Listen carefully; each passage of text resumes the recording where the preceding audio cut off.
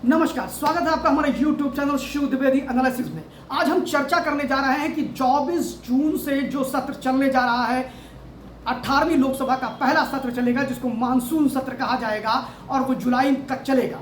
ऐसी परिस्थिति में ये माना जा रहा है कि भारतीय जनता पार्टी लीड गठबंधन जिसका नाम है नेशनल डेमोक्रेटिक अलायंस राजगा, क्या वह राष्ट्रीय जनतांत्रिक गठबंधन में किसका होगा अध्यक्ष। फिलहाल लोकसभा में अध्यक्ष बनाने को लेकर के बड़ी जबरदस्त कशमकश चल रही है। वहीं विपक्ष कह रहा है कि अपने गठबंधन सहयोगियों की तरफ से किसी एक को आप इंट्रोड्यूस करें वरना हम चुनाव मैदान में आ जाएंगे। ऐसी धमकी क्यों दी जा रही है? क्योंकि आजादी के बाद आज तक अध्यक्ष पद को लेकर के विपक्ष ने कभी कोई प्रत्याशी नहीं उतारा। अगर ऐसा होता है तो ये पहली बार होगा कि विपक्ष कोई अपना प्रत्याशी देगा। फिलहाल विपक्ष ने धमकी दी है कि भारतीय जनता पार्टी अपने किसी सांसद का नाम अध्यक्ष पद के लिए देती है तो विपक्ष भी अपना प्रत्याशी उतार देगा।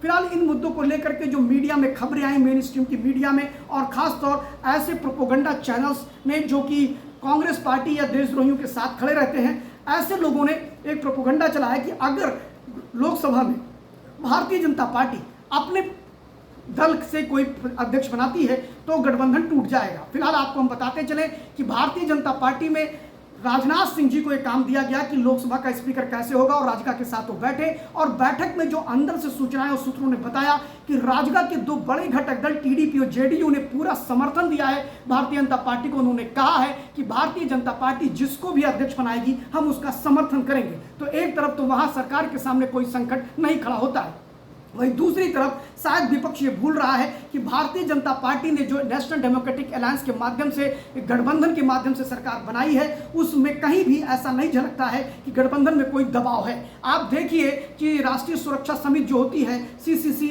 उसको लेकर के अगर बात करें तो वित्त मंत्रालय, गृह मंत्रालय, रक्षा मंत्रालय और ऐसे कई मंत्रालय जो विशेष मंत्रालय हैं आर्थिक मामलों को लेकर के, कई प्रमुख मंत्रालय जितने भी हैं, शिक्षा मंत्रालय और रेलवे मंत्रालय, आईटी मंत्रालय, सारे बड़े ऐसे मंत्रालय जो भविष्य की नींव गढ़ेंगे भारत का, ऐसे मंत्रालय नरेंद्र मोदी ने अपने ही सांसदों को दिया, यानी भाजपा कोटे के ही लोग मंत्री बने। वहीं पर अगर बात करें तो भारतीय जनता पार्टी की डी पुंडरेश्वरी हो सकती हैं अगली लोकसभा की अध्यक्ष। आपको बताएं डी पुंडरेश्वरी पिछले जो भारतीय जनता पार्टी और राजगा गठबंधन जो पिछला चला उसमें वो मिनिस्टर के रूप में थी, तेलंगाना से आती हैं। और आपको एक चीज़ और बता दें, वो चंद्रबाबू नायडू की भाभी लगती हैं, यानी उनकी रिश्तेदार भी हैं। और ऐसी स्थिति में चंद्रबाबू नायडू आज की डेट में भारतीय जनता पार्टी के एक कोलिशन गवर्नमेंट के एक घटक दल है टीडीपी। वहीं पर अगर बात करते हैं तो जेडीयू ने भी साफ कह दिया कि अध्यक्ष राजगा से होगा या भाजपा से होगा, कुल मिलाकर के हमारा होगा। ये स्पष्ट कर दिया जेडीयू के प्रवक्ता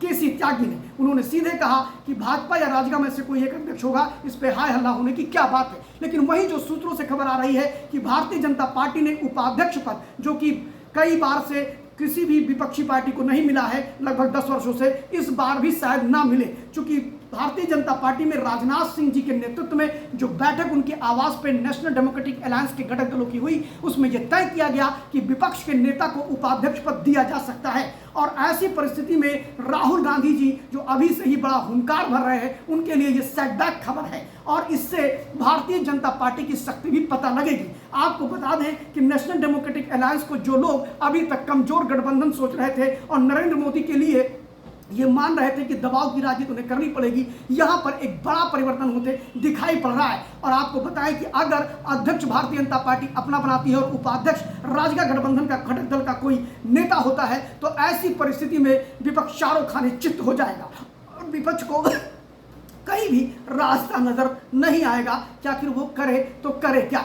फिलहाल देखना ये होगा कि 24 जून को बाद जो नए अध्यक्ष का चयन होना है उसमें क्या होता है। फिलहाल कांग्रेस पार्टी ने अभी से ही राजनीति करना शुरू कर दिया है।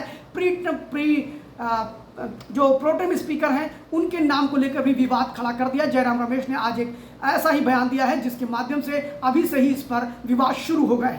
देखना है इस बार का सदन बड़ा हंगामेदार होगा। कांग्रेस ने भी कह दिया है कि इस बार हम हंगामेदार करेंगे सदन को और उनकी मनमानी नहीं चलेगी। फिलहाल भारतीय जनता पार्टी गठबंधन के पास पूर्ण बहुमत की सरकार है, वो अपने कोई भी बिल आसानी से पास करा सकते हैं और अपने अध्यक्ष बना सकते हैं। धन्यवाद। अगर हमारा ये वीडियो आपको पसंद आया हो तो लाइक करिए, सब्सक्राइब करिए और ऐसे ही वीडियो देखने के लिए हमें बेल आइकॉन जरूर दबाइए ताकि अगला नोटिफिकेशन आपको मिलता रहे। धन्यवाद।